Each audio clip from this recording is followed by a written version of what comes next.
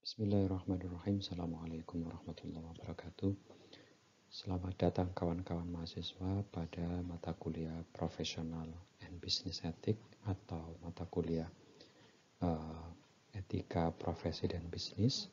Pada kesempatan kali ini saya Nofris Werdianto selaku penanggung jawab mata kuliah akan menjelaskan silabus mata kuliah ini sepanjang satu semester. Dan untuk lebih detail, Anda sebaiknya juga mempelajari RPS yang sudah diupload di Aula. Oke, mari kita simak penjelasan-penjelasan selanjutnya. Dan jika ada pertanyaan, bisa Anda sampaikan nanti di kelas. Terima kasih. Oke, mata kuliah ini, Etika Profesi dan Bisnis, berupaya meningkatkan pengetahuan etika, kesadaran etis, dan perilaku etis mahasiswa akuntansi.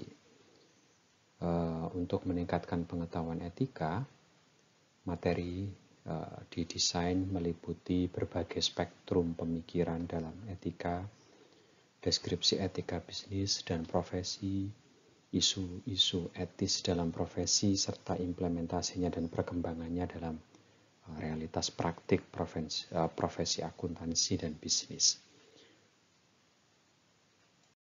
Nah, tujuan yang ingin dicapai dari mata kuliah ini, mahasiswa yang telah lulus mata kuliah ini diharapkan bisa menjelaskan prinsip utama dari etika bisnis dan kode etik akuntan. Oleh sebab itu, mata kuliah ini akan terbagi menjadi dua. Separuh pertama membicarakan soal etika bisnis dan separuh kedua membicarakan kode etik akuntan.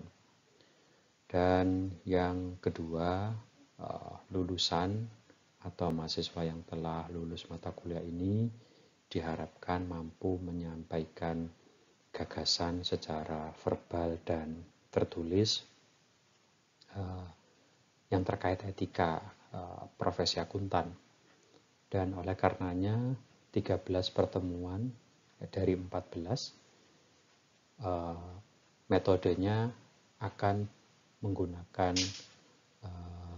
student learning center. Jadi mahasiswa menjadi pelaku utama pembelajaran melalui presentasi maupun melalui diskusi di kelas. Dan yang terakhir, mahasiswa atau lulusan diharapkan mampu menampilkan sikap etis dalam menjalani profesi. Dan oleh karenanya, salah satu komponen dari ujian nanti adalah take home exam atau ujian take home. Dan mahasiswa diharapkan menulis sendiri take home examnya, dan kami tim dosen akan menggunakan software anti plagiarisme untuk mendeteksi kemiripan antara tulisan mahasiswa dengan teks yang lain. Nah, disitulah etika Anda diuji. Apakah Anda menulis sendiri setiap kata yang Anda buat di take home exam itu, atau Anda cenderung melakukan tindakan tidak etis dengan mengcopy paste dari teks yang beredar di luar gitu ya, di internet maupun teks dari kawan Anda. Dan ini menjadi ujian selain ujian intelektual juga ujian etika Anda sebagai mahasiswa. Tim pengajarnya cukup bervariasi. Ada dua profesor ya, Profesor Muslih dan Profesor Cipto. Ada semuanya doktor kecuali Pak Sigit dan Pak Agus ya, yang masih belum doktor. Dan tapi tidak berarti kemudian Pak Sigit dan Pak Agus tidak punya kemampuan, karena pengalaman mereka dalam menjalani tugas profesi akuntan sangat banyak, dan itu bisa manfaatkan untuk memperkaya wawasan dan penjelasan dalam kelas nanti. Nah, topik yang dibicarakan untuk 7 pertemuan sebelum UTS bisa Anda perhatikan di situ, fokus pada etika bisnis.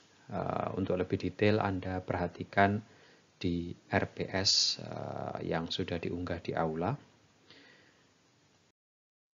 Nah, untuk setelah UTS kita akan berfokus pada kode etik akuntan. Nah, kode etik akuntan ini kita lihat dari banyak perspektif ya. Jadi misalkan pertemuan ke-8 itu kita akan coba lihat kode etik dari perspektif religius, moral agama sebagai referensi pengambilan keputusan etis.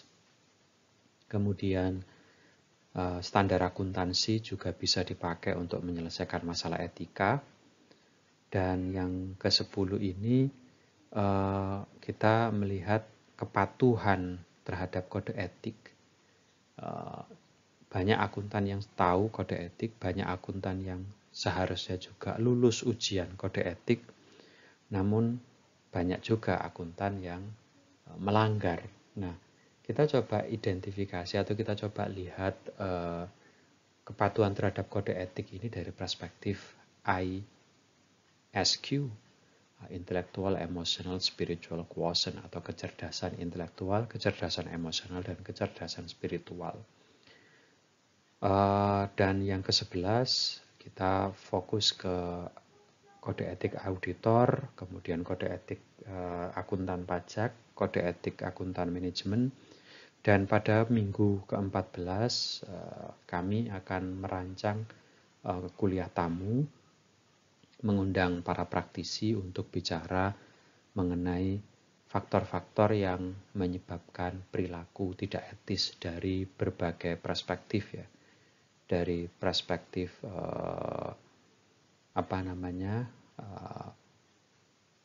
auditor, kemudian dari perspektif akuntan pendidik, dari perspektif akuntan pajak, dari perspektif akuntan manajemen. Nah, itu pasti seru nanti pembicaraan pada minggu ke-14. Referensi yang dipakai yang bisa Anda lihat di sini bauran, campuran antara jurnal, artikel jurnal dan buku. Untuk sebelum UTS kita akan banyak menggunakan buku Byers and Stanbury 2018. Tapi untuk setelah UTS kita menggunakan campuran antara artikel dan buku teks, dan semuanya bisa diperoleh secara online. Oke. Ini juga tambahan referensi yang bisa digunakan. Sekali lagi, campuran antara buku teks dan artikel jurnal, dan semuanya tersedia secara online ya, jadi tidak ada alasan untuk tidak memiliki referensi. Metode yang digunakan hanya pada pertemuan pertama banyak kuliah atau ceramah satu arah. Lalu metode untuk pertemuan kedua sampai ke-14 semuanya mahasiswa harus presentasi, baik itu presentasi topik maupun presentasi studi kasus, kemudian harus juga diskusi di kelas, dan dosen mungkin hanya sedikit memberikan kuliah pada minggu-minggu tersebut. Nah, nilai Anda 20% disumbangkan dari presentasi materi dan studi kasus. Setiap kelas akan dibentuk 13 grup, dan setiap grup akan menyajikan materi, membuat analisis studi kasus, dan setiap minggu diunggah di aula sebelum kelas dengan penamaan file seperti yang bisa dilihat di situ ketentuannya. Lalu grup yang akan presentasi dipilih secara acak supaya semua orang bertanggung jawab terhadap kesiapan untuk presentasi.